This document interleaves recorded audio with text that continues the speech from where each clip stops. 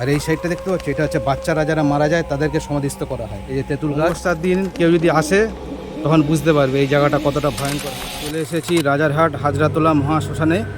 সেই যে মাটি খোঁড়া আছে দেখতে পাচ্ছ, ওখানেই হবে বৈদ্যুতিক চুল্লিটা। আর এখানে দেখো অনেক গাছ ছিল, অনেক গাছ কেটে ফেলা হয়েছে, আর এই গাছগুলো আছে। চলো তোমাদের ওখানে নিয়ে যাচ্ছি, পুরো ভিডিওটা দেখবে। এই যে আমি চলে এসেছি সেই জায়গায়। চারপাশে দেখো কত সমাধিস্থ করা আছে, যারা মারা যায় তাদেরকে এখানে মন্দির করে দেয়া হয়। এই যে সব বিভিন্ন সব জনের মন্দির আছে এখানে, দু সাইডেই আছে দেখতে পাচ্ছ। এবার তোমাদের যেখানে বৈদ্যুতিক চুল্লিটা হবে সেই জায়গাটায় নিয়ে যাচ্ছে। এই যে মাটি খোঁড়া আছে, ওখানেই কাজ চলছে। আর এই সাইডটা দেখতে পাচ্ছ, এটা হচ্ছে বাচ্চারা যারা মারা যায় তাদেরকে সমাধিস্থ করা হয়। এই যে তেঁতুল গাছ, এই যে ভালো করে দেখো, ঠিক এই জায়গাটায়, এই যে এই জায়গাটায় বৈদ্যুতিক চুল্লিটা করা হবে।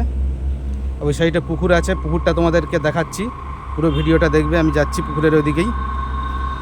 মাটি কেটে দিয়েছে তো, পুরো সরু রাস্তা হয়ে গেছে। এই যে যাচ্ছি পুকুরে। এটা হচ্ছে এই শ্মশানের পুকুর।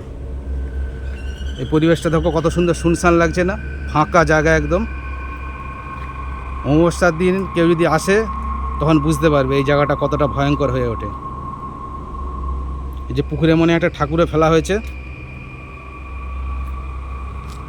আর এটা হচ্ছে হাজরাতোলা শ্মশানের বাথরুম। এই হচ্ছে পুরো শ্মশানের ভিউটা, দেখতে পাচ্ছ কত গাছপালা। আর তার পাশে এই যে মাটি খোঁড়া আছে। ভিডিওটা তোমাদের কেমন লাগলো কমেন্ট করে জানাবে। আর ভিডিওটা ভালো লাগলে লাইক করবে, আর বন্ধুদের সাথে শেয়ার করে দেবে। আর চ্যানেলটাকে অবশ্যই সাবস্ক্রাইব করে দেবে। দেখা হচ্ছে পরের ভিডিওতে।